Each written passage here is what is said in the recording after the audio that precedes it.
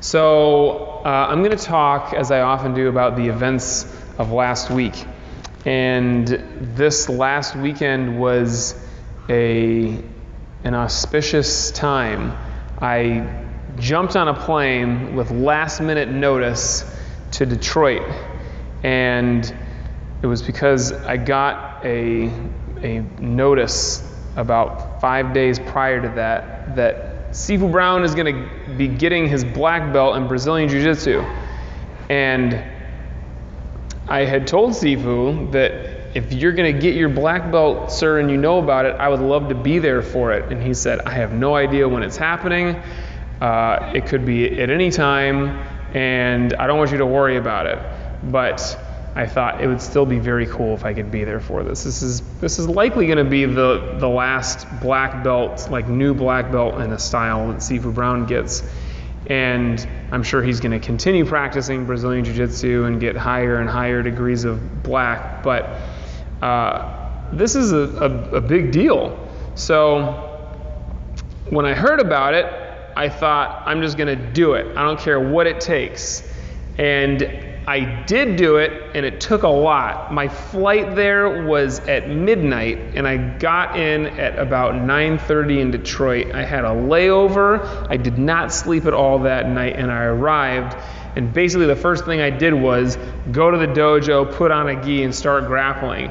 And I was still kind of like zombie grappling, and I got to practice. When I walked in, Sifu Brown was completely surprised because he did not know that I was coming, and he did not know that he was getting his black belt that day. This is how they do it in Brazilian Jiu-Jitsu. You basically show up to class and they surprise you, and this is what happened to him. So he kind of knew what was happening as soon as I walked in because I don't live there. So he was very pleasantly surprised, and he knew at that point what was happening. I got to grapple with him and several of the students who I haven't seen in forever, and it was wonderful.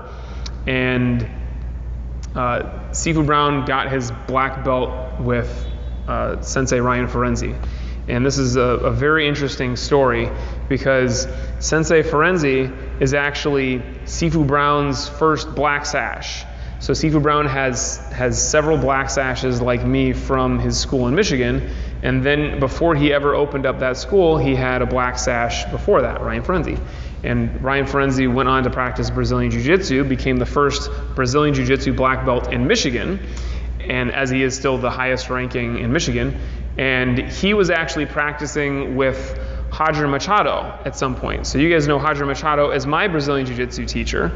And it's very weird, a very unique situation to have somebody become a black sash or a black belt under one person and then move on and practice something else and then come back and end up teaching that first person. I've never heard of this happening anywhere before. I'm sure it must have at some point, but I've never heard of it. So it's bizarre. And Sifu Brown was even a little bit concerned, like, oh man, some people are going to think. In fact, he started practicing Brazilian Jiu-Jitsu earlier on with Shihan Dunn. Shihan Dunn in Brooklyn is an incredible Brazilian Jiu-Jitsu teacher and practitioner as well. And one of his thoughts was like, if I practice with Sensei Ferenczi, people are going to think that he just gave me my black belt because I gave him the black sash. And so he was very careful about it. But at the end of the day, it wasn't working to practice with somebody who was in a different state that often. So he ended up practicing with Ryan Ferenczi, and this happened. And it was beautiful. They've known each other for decades, longer. They have probably known each other for decades longer than I have known Sifu, and I've known Sifu Brown for close to 20 years. And I guess that kind of hints at how old Sifu Brown is, but I won't go into that. The amazing thing, really, is that Sifu Brown is a great example of many things, but one of the best examples of just continuing to practice and continuing to have a thirst for growing and getting better. And this is not something that is very common in martial arts. Most people, they get their black belt or their black sash in a style, and they decide, okay, that's it.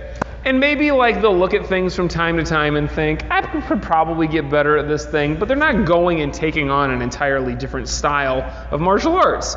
And I'll toot my own horn in this instance and say I'm doing the same thing. I'm practicing Brazilian Jiu-Jitsu. I'm a brown belt in Brazilian Jiu-Jitsu now after getting my black sash in Kung Fu.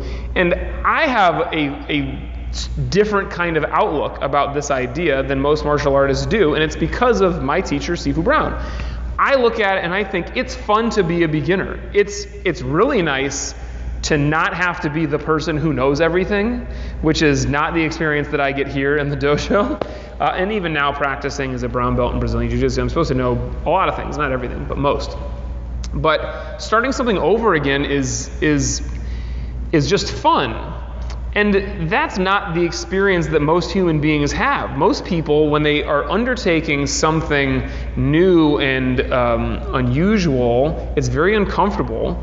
And it might be kind of exciting, but the overall experience for most people is like, this is hard and confusing, and I'm uncomfortable because I don't know what I'm doing right now. And people don't like not knowing what they're doing. They especially don't like it when other people recognize that they don't know what they're doing. And I don't love it when other people recognize that I don't know what I'm doing, but it's one of the reasons I spend so much time in the dojo, because I know everything here. So I always look like I know what I'm doing. So it was pretty incredible to be there for this event and to see Sifu Brown get what is, I believe, his fourth black belt. And so Sifu Brown studied Japanese styles. He practiced Isshinryu and Koikan and got black belts in those styles. He practiced Uchiha Kung Fu, which is the style that what we teach is based on, and got his black sash in that. He practiced Tai Chi Yang style. He has a brown belt in Aikido, and he was given the title of Sijo in Shaolin Temple. And this is a pretty impressive resume, but the most impressive part is just the continuing to learn and continuing to want to get more out of practice. And there was an especially cool part about this that kind of ties the whole thing together in a nice little belt knot, because Sifu Brown, when I first moved to California, Sifu Brown said, I know who you should practice Brazilian Jiu-Jitsu with. I've got a wonderful instructor. He's got a great attitude and understanding of practice. He's not like all the other Brazilian Jiu-Jitsu guys out there who just want to, beat people up and teach their students to beat people up. It's there's a spiritual side to it. There's an internal, there's like a gentleness to it. And so he referred me to Hadra Machado. And I went there and I loved his class and I love practicing with Hadra Machado, and I signed up and I've been going for years now. It's been about 7 years. And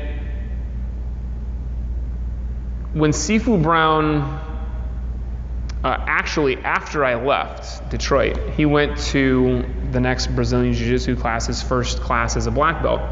And Ryan Ferenzi, Sensei Ferenzi, wanted to have kind of a separate event for him at his school, because the first event was at Sifu Brown's school, the school that I practiced at, and the next event was at Sensei Ferenzi's school. And so for this one, he brought Sifu Brown up and was talking about him and was presenting him with a black belt, but he told this story. When Sensei Ferenzi got his black belt, he was practicing with Hadra Machado, and Hadra Machado gave Sensei Ferenzi his black belt when he got his black belt. So Hadra took his belt, tied it on Sensei Ferenzi, and he had it.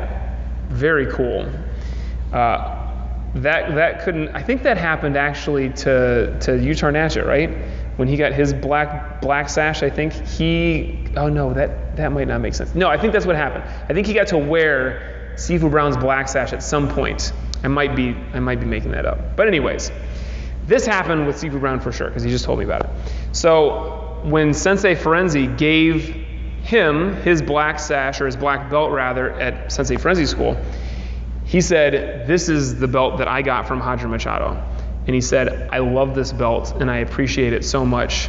And I think that the only other person who might appreciate it as much as I do or more is you. So he gave him Roger Machado's black belt, which means a lot to Sifu Brown because Sifu Brown thinks so highly of Roger Machado. He comes back and practices with him whenever he can. And it's very cool. I'm sure that I will never get any of those black belts, but I can think about it fondly at night when I'm laying in bed. It speaks to the student-teacher relationship, which is a very important part of martial arts. And it's something that you guys have experienced with me to some degree or another. It's not the way that it is at a lot of schools, especially schools that have a ton of different instructors. There are a couple of schools around here in LA that have multiple instructors. There's one that actually has literally, I believe, 90 different instructors at this school. It's a large school and they need multiple instructors. I don't think they need 90. But it's kind of hard to have a relationship with your teacher when it's a different person every time you come to class. We do it a totally different way. We're at the other end of the spectrum where I teach every single class, and it's because I'm a control freak. It's because I want to teach everything and I don't trust anybody else to teach. So the only time anybody else gets to teach is when I go out of town to practice with Sifu Brown and somebody else gets to. But part of the reason that I'm here every day and part of the reason why I love to teach all the classes is because it's important for me to connect to you guys. It's important for the student to feel that the teacher cares about them, obviously, and it's important for the teacher to understand what's going on with the student. It's, for our purposes, very important to see what's going on the mats. I have to know what is going on with your technique. I have to know what's going on with your mindset. I have to know, how your practice is going for you if I'm going to be able to actually help you. And if I'm not here, I'm not teaching the classes, that's not going to work very well.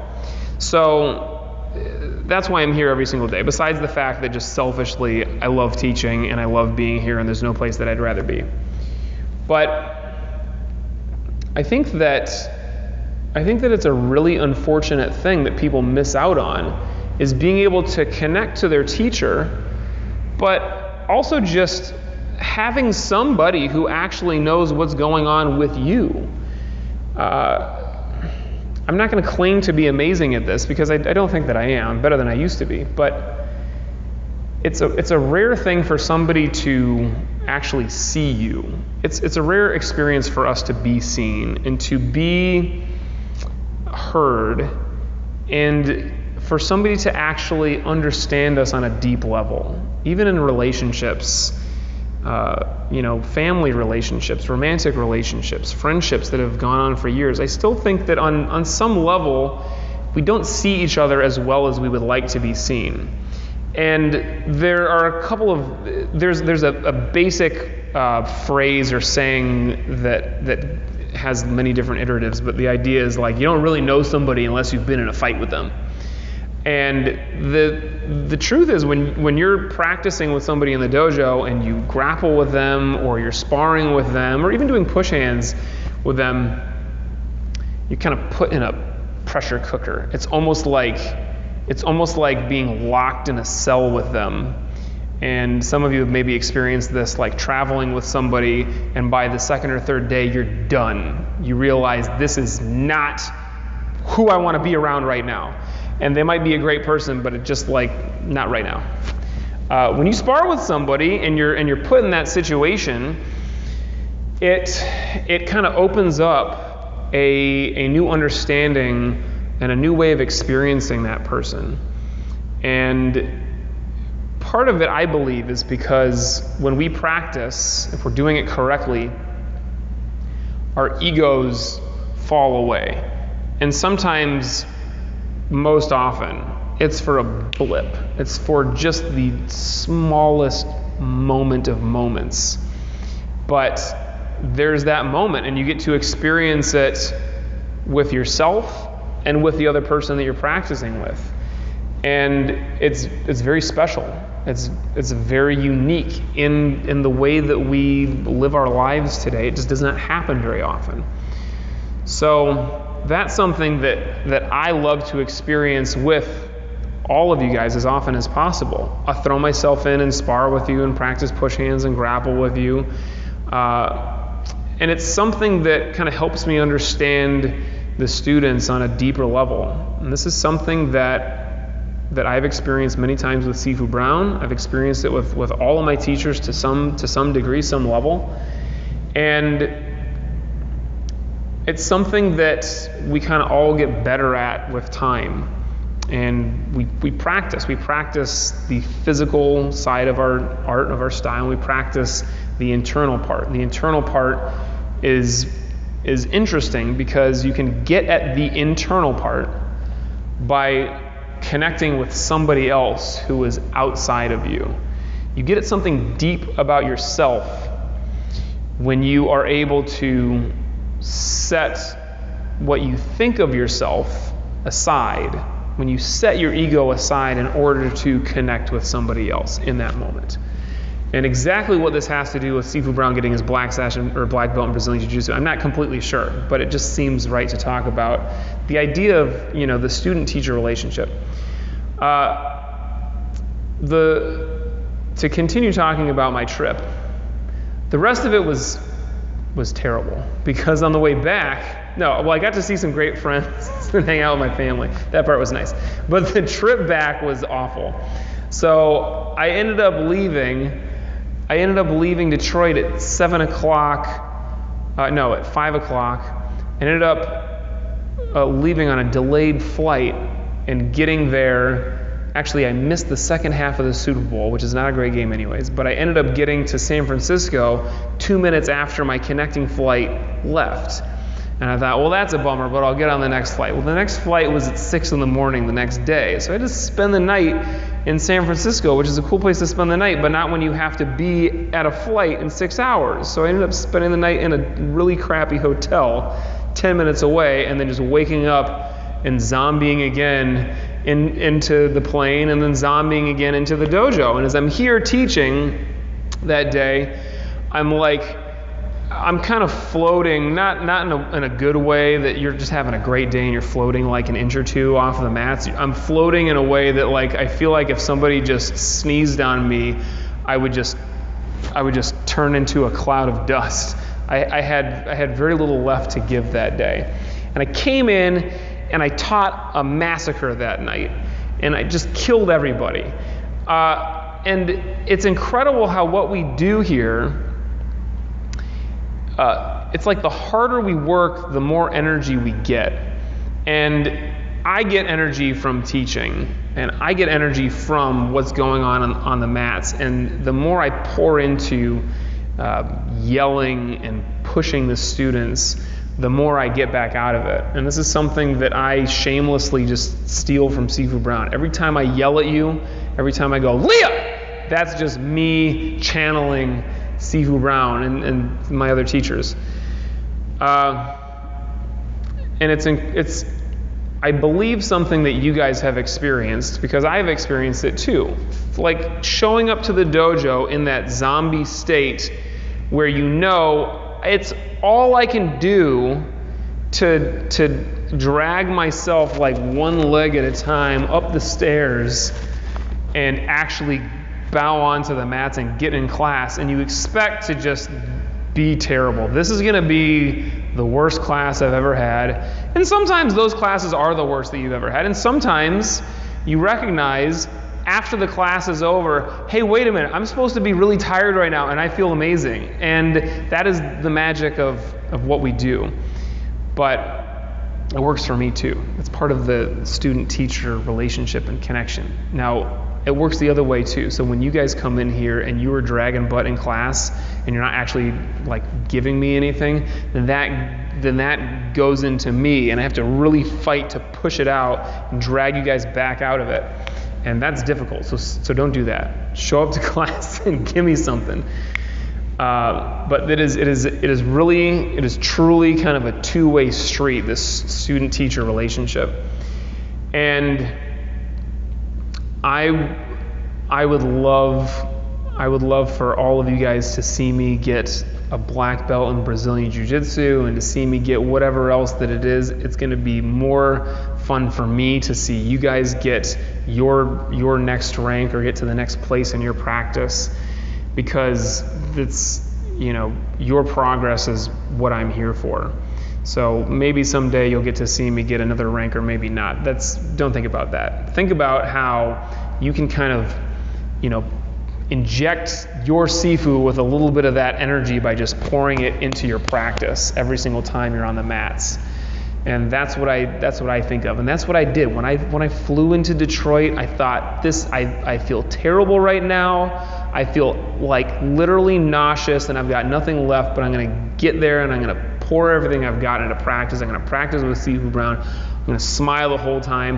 And when I got on the mats, I didn't have to think about any of that stuff. It just happened. So I got nothing else to talk about right now. Just another point that I like to make when I'm talking about this is when you are in class thinking about how difficult it is, or thinking about how I've already done this front punch before, or wherever it is that your mind goes, and it goes there sometimes from time to time. Remember that you've been doing this for what seems like a very long time to you, but what is like this. It is less than a drop in the bucket. Sifu Brown's been practicing for like 45 years, and he still shows up and does it. And Sifu Brown deals with serious physical issues. I mean, I'm sure that no doctor has ever told him, you should practice martial arts. Like, he has to deal with all kinds of stuff. And he keeps doing it. This is something that I look at and I remind myself about. And that helps me continue to have the energy and the intensity and the intention with my practice. I look at this as something that I know I'm going to do for the rest of my life. I'm reading this great book by somebody that Sifu Brown practiced Aikido with, Sensei Collins, I believe. The book is, I don't think you're going to find it, but it's called Searching for O-Sensei. And one of the things I read, I loved it. Sensei Collins was practicing in the Hombu Dojo in Japan, which is where Aikido was founded and taught by Ueshiba Sensei. And he's describing the environment there, being in this Aikido school that's massive. I visited and practiced there myself, and it's got 4 or 5 stories, and every story has a mat area, and they're all full all day long. And I counted the shoes there one day, and there were literally 200 pairs of shoes there. This was at like Wednesday at 11 o'clock in the morning, not prime time. So many people there practicing. And that's going to help make this next part that I'm going to say make sense. He's describing practicing with all of these people. Many of them are very old, multiple degree black belts in Aikido, and have been there forever. And he says these people are practicing and hitting the mats and getting back up and practicing and doing it, even though it's really hard on them, and even though they're so old. And he says in the book, every once in a while somebody would die during class. And I'm like, wait a minute. Did he just? I reread it again, and I had to laugh at myself, even though it's very morbid.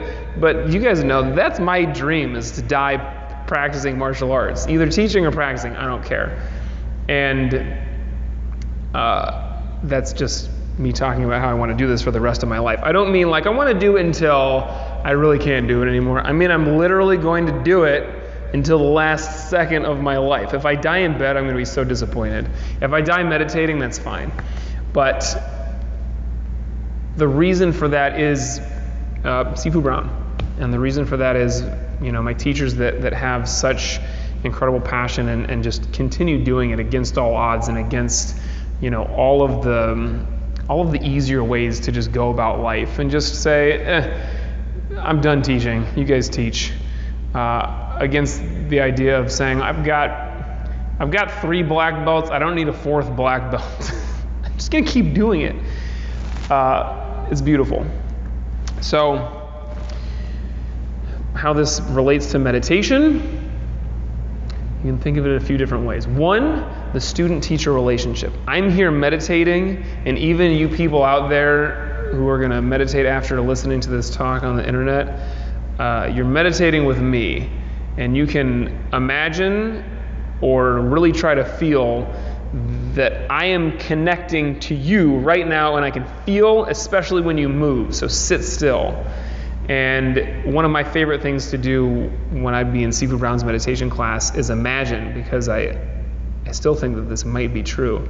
Can Sifu Brown read my mind? Maybe he can when I'm meditating.